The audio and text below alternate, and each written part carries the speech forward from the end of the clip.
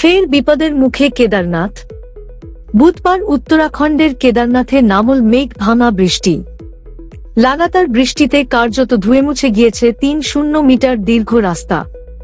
পাহাড়েও নেমেছে ধস। এর জেরে প্রায় ২০০ কাছাকাছি পর্যটক কেদারনাথে আটকে পড়েছেন বলেই জানা গিয়েছে। এদিকে হু হু করে বাড়ছে মন্দাকিনী নদীর জলস্তর, ফলে বিপদের আশঙ্কা আরও বাড়ছে। भाइयों, मलाना डैम फट गया है। कृपया नदी नालों से दूर रहे। मलाना डैम फट गया है। Attention please. सब लोग नदी नाले के पास रहने वाले सभी भाइयों से निवेदन है कि वो सुरक्षित स्थान पर जाएं। और मलाना वन डैम फट गया है। ओ